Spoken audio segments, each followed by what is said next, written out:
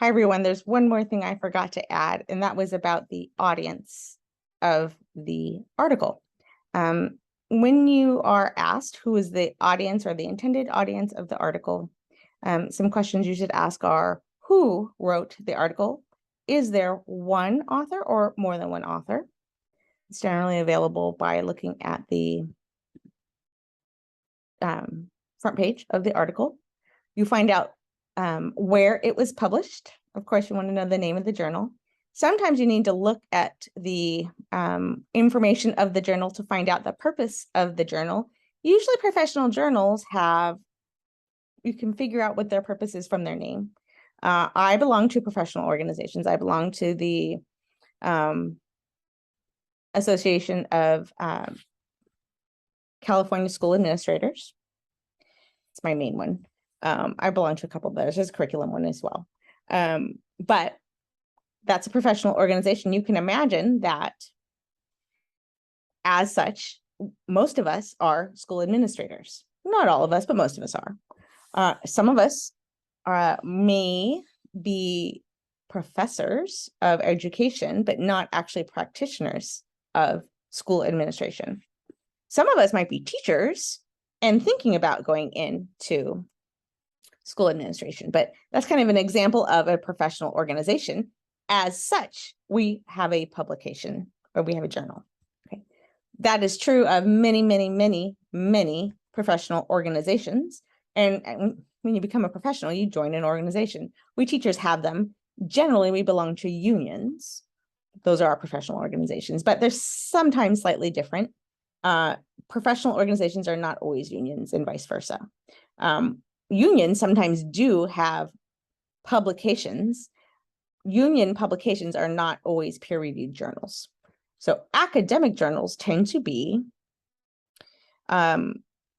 journals that are published and peer-reviewed. Now, peer review, very simply put, and you've read about it, but peer review means that when an article is accepted for publication, it is validated in the field, the professional field, by a panel or number of its peers or people who hold those qualifications. You might go on in graduate work to do a doctoral program. If you do, at a certain point, you would have the experience of needing to have an instrument. To collect your data, you have to have a tool to collect your data, and you have to have it validated. The easiest way to do it is to go into the research and the literature and get one that was validated by someone else, and then have your own panel of experts validate it for you.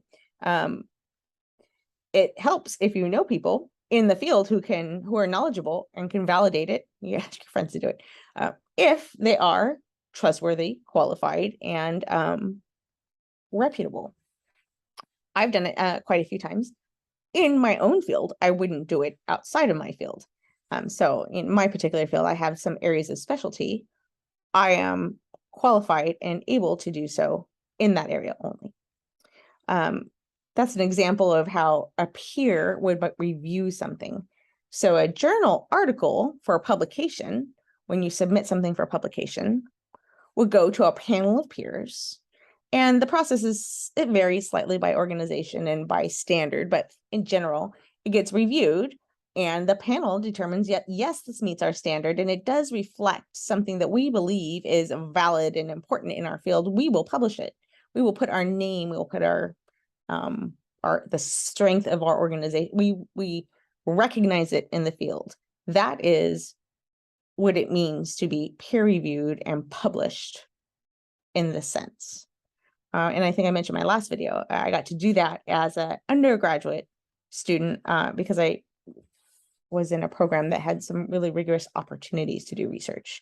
Kind of started my love for academic research. I'm pretty young in my academic career.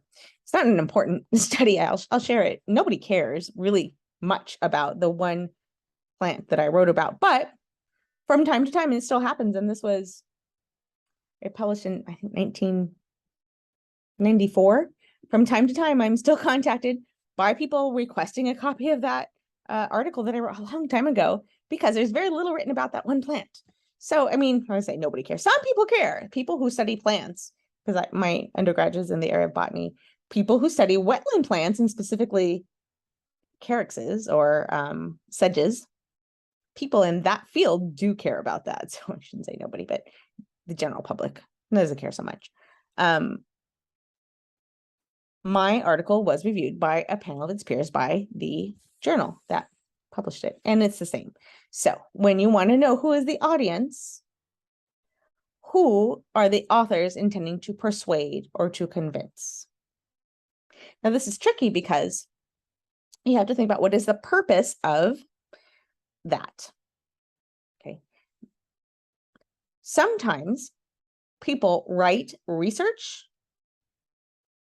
in order to be published. In the world of academia, there's the phrase publish or perish. I'm an adjunct instructor. I don't make my main living by teaching at universities. I teach for several different universities, but I'm also a K-12 instructor. I do a lot of different things. I've chosen not to go that route. By the way, I mean, it's a wonderful profession, don't get me wrong, but I don't find it to be completely fulfilling because I'm a K-12 person. Also, in California, the money is in K-12, which I know sounds strange, but in my opinion, because of unions, you can really make the most money in K-12 or in specifically administration, get great benefits, great salary, all the things, great schedule, get to work with families and kids, and then still adjunct. Whereas if you work in higher education, you have less flexibility about where you live. There are fewer opportunities, all the different things. So when you are in higher education, in order to stay and to receive tenure and do all those things, there's a publishing amount. There's a standard that you're supposed to meet. That's how you maintain the reputation of your university, yourself, and your department. So sometimes the audience is intended towards that purpose, right? I need to get, that our purpose is to build the field, which is not a bad purpose, but our purpose is to contribute to the academic field, right? Which is what you do when you're a professor. But sometimes research is done for the purpose of industry. There are lots of companies out there that sponsor research in order to sell their product or to get an edge on the market. A great example of this right now is social emotional learning curriculum. First of all, curriculum is a huge industry, and it's something that I know a lot about. I have a background specialist in curriculum. One of my master's degrees is specifically in curriculum development. By the way, teachers know a lot about curriculum because we're practitioners that use curriculum, but we're not the same. We're not people who develop curriculum. To develop curriculum is different than to be a teacher, right? It's two different jobs. So I know how stressful it is to have to develop your own curriculum and also be a teacher because it's not your job. You're not trained to do it. But that aside, social emotional learning curriculum is hotcakes right now because it was a big seller before in the area of curriculum, but now since the pandemic, there's a greater need than ever. And we all know that because that's what we're talking about in this class, right? We all know the need, right? So guess what? The industry is scrambling everywhere now to get that money, all that money that is in K-12 education right now. I told you, right? That's where all the money is. They want to get that part of the market and sell their product to you. So there are publishers and they want to make the best product and sell it to you and get that corner of the capitalist market. Right? So that's a question you should be asking yourself. Was this research sponsored by, or was there a purpose of it? Or is there a school of belief that really wants to, because it might help you consider whether there might be a bias towards it, right? Now, some universities, all universities have persuasions and schools of thought. I'll give a great example, and I mean this with a positive thing, but I did one of my master's degrees at Chapman University, right down the road from Concordia. I think it's pretty fun. Some of the other professors in the Concordia School of Education also went there. We didn't know each other, but you went to Chapman? I went to Chapman too. I went to Chapman Monterey. I've actually never even been on the Chapman University campus in my life, but it became Brandman University after that. When I went, it was still Chapman. when I did my master's degree at Chapman, they were very powerfully committed to the idea of constructivist learning. I mean, it was the whole idea. We joke, John Dewey 101 very powerfully formed around the idea of John Dewey and his learnings. So some schools have a very powerful belief or commitment to a school of thought, right? School of thought. So a question to ask yourself is, who is the author? Where are they? Where do they teach? Where do they work?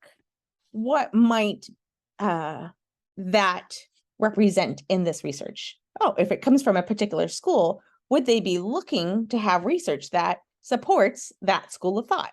Nothing wrong with it, right? Because that's why they're there, right? And that's the purpose. And their job as an academic is to contribute to the academic field. So it's just something to ask yourself to be aware of when you're reading the article, okay?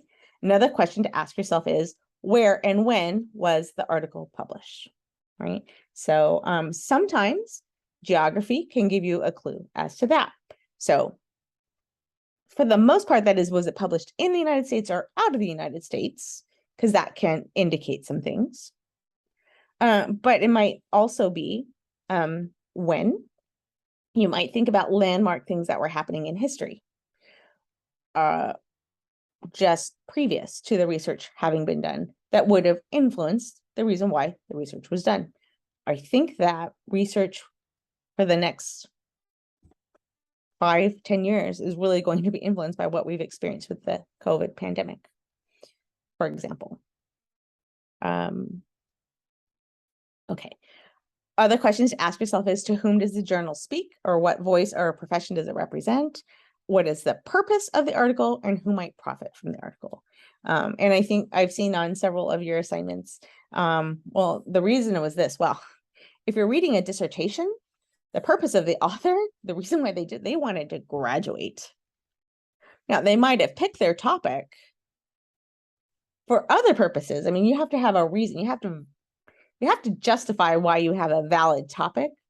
But I promise you, mine was valid and it had reasons, but it's also because you're interested in it and you have passion in it. But also it's because I wanted to graduate. So, I mean, you just have to keep these things in mind when you are considering who the intended audience of an article is. So I didn't want to miss that part. And I'm not sure it always comes out in an online class. I think the explanation sometimes helps. So that's a video for that. All right.